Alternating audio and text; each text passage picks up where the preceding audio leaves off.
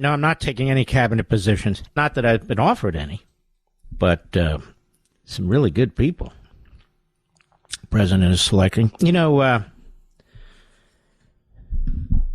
Mika and Joe Scarborough, we've talked about them way too much here, and the reason we have, and they're in one of my books on freedom of the press, is because of the really poisonous and cancerous way they've talked about Donald Trump for almost, seems like a decade, I guess 7 or 8 years. And one of the things in on freedom of the press, which is 3 or 4 years old now, is the constant reference to Hitler and fascism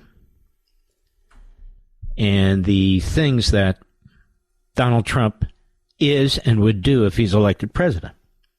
Now, of course, they're not alone. In fact, the entire lineup at MSLSD has been doing this. The entire lineup there. And there's a report out, Mr. Producer, that Comcast is looking to get rid of MSNBC. Did you see that? Let me read this to you, ladies and gentlemen. Let's take our time. We're in no hurry here. We have 3 magnificent hours. 3 magnificent hours. Free Beacon, tired of losing. Why Comcast may cut ties with MSNBC. Now, ladies and gentlemen, you talk about an echo chamber. For the last 2 weekends, I've mentioned on Fox, and I have mentioned for the last 2 weeks here, that if Comcast doesn't clean up NBC and MSNBC, they will pay a corporate price for it. It's a publicly owned company. I've said the same thing about Paramount and CBS. I've said the same thing about Time Warner and CNN. And you go right down the list. Ratings are down and the partisan hosts are increasingly unhinged. Writes Andrew Stiles at the Beacon. Donald Trump's first term as president was the best thing that ever happened to MSNBC. The Democrat-aligned cable news channel enjoyed record ratings between 2017 and 2020. As anxious resistance liberals tuned in for group therapy sessions hosted by Joy Reid, Nicole Wallace, Rachel Maddow, and other anti-Trump commentators, whose increasingly unhinged rhetoric mirrored the deteriorating mental health of their viewers. Unhinged is right, and there's nowhere to go. Once you've lost your job at CNN or MSNBC, there's nowhere to go. It doesn't get any lower. They're going to hang around airports and try to get on the radar system. But after 4 years of sagging ratings under President Biden, amid a media landscape that has changed dramatically since 2016, there's a reason to doubt that MSNBC and its roster of relentlessly partisan grievance mongers can repeat that success in Trump's second term. A more pressing question, can the network even survive in its current form? Answer is no. But that's just me. The day since the election, MSNBC's ratings haven't seen a Trump bump. They've cratered. More on that shortly. But the ratings collapse comes as MSNBC, with its increasingly ugly rhetoric, denigration of Trump supporters, and ethically challenged host, has emerged as a major headache for parent company Comcast. Much as Fox Channel was a perennial problem for its then parent company, 21st Century Fox. I have no idea what the hell this guy's talking about in that regard. Or CNN was for its then owner, Time Warner, in Trump's first term.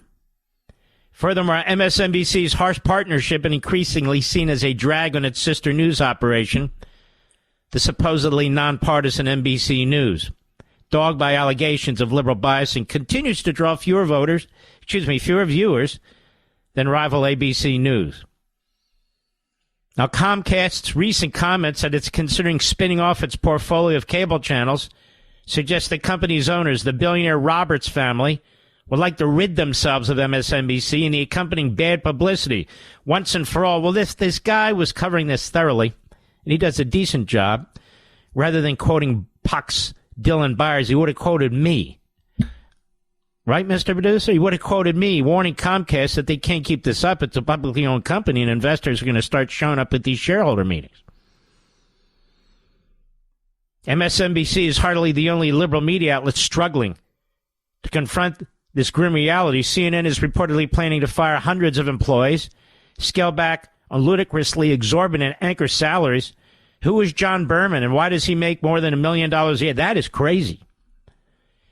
In an effort to cut costs and divert more resources to a digital operation to restore its once respectable brand. Well, digital, digital is where a lot of cable dollars are going, Fox and elsewhere and so forth, because people are dropping a lot of them, their cable subscriptions.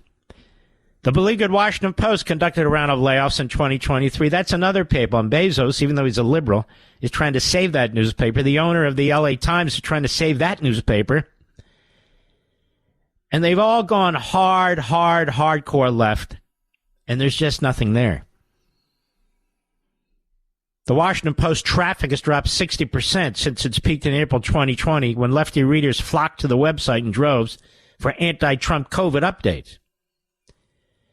But there's a reason to believe that MSNBC is uniquely ill-suited to bounce back in the post-Biden era. The network's top personalities exude all the traits many Democrats argue have caused the party to lose touch with normal Americans. Sneering condescension, inscrutable woke vocabulary, a tendency to embrace bizarre conspiracy theories, and view every political problem through the lens of patriarchal white supremacy. I mean, Joy Reid, as I've said, for several years now? Just a disgusting disgrace. Their stable of talent is rife with individuals tainted by scandal of some kind.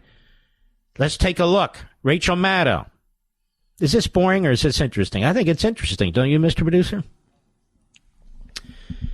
Rachel Maddow, MSNBC's premier host, is now making about $30 million a year. How do I get that job? What do? Does it turn into a leftist kook? $30 million a year to work 1 day a week. A deal that's become an increasing source of embarrassment for former boy wonder Cesar Conde, the NBC Universal News Group chairman who was somehow suckered into approving the arrangement. Over the last 8 years, during the period to her semi-retirement, Maddow has sought to justify her astronomical paycheck by pushing a spurious welter of conspiracy theories. We have the Russia collusion thing as a perfect example. And it was constant. Maddow's years of credulous on-camera detective work, quote-unquote, being thoroughly discredited, Conde decided to pay her more to work less. Earlier this year, Maddow produced her first documentary, shamelessly titled From Russia with Lev, about Lev Parnas, the obscure Ukrainian figure who served 20 years in prison for making illegal donations to Trump's campaign. We're still waiting for NBC's disinformation reporter, Brandy Zadronsky, to turn her attention to Maddow's Russia reports. Then there's Al Sharpton. The hell does he make? See what? The formerly obese racial agitator who promoted the Tawana Broadley rape hoax and incited an anti-Semitic riot in Crown Heights, they write, has found a lucrative home at MSNBC, collecting what's believed to be a high six-figure to low seven-figure salary to struggle to read the teleprompter on his weekend show, Politics Nation.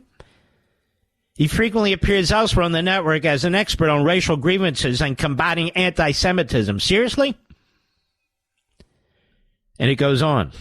He recently orchestrated a $500,000 donation from Kamala Harris, her campaign, to his nonprofit weeks before conducting a softball interview. Joy Reid. I'm not going to read them all because the conga line of reprobates is long. Considered by many cable television observers to be MSNBC's new standard bearer, in light of Maddow's near total absence, Joy Reid is believed to make about $3 million a year. Must be the man, huh, Mr. Producer? Must be the system. She uses her MSNBC platform to spew unchallenged racially charged bile, at the same time as she puts one foot in her mouth after the other. Last week, Megyn Kelly called Reid racist. Say what? Last week? How about the last 5 years? I've been calling her racist and a bigot. I'm not reading this anymore. This guy's not worth it. Nicole Wallace, disaster. Stephanie Rule, awful. Joe Scarborough, Mika Brzezinski. Jen Psaki they hire, which is crazy. And it goes on and on and on. It is Chris Hayes is another loser. I believe he used to write for The Nation, but I could be wrong, which is about as radical left as it gets.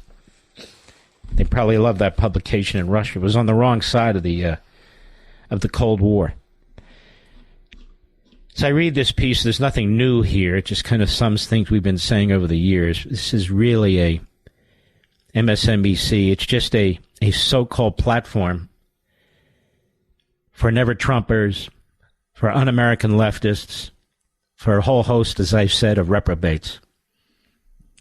And we've been putting pressure on Comcast here behind this microphone, on Blaze and on Fox, to do something about it. You may not know that, Andrew Stiles, to do something about it. And hopefully, and apparently, they will.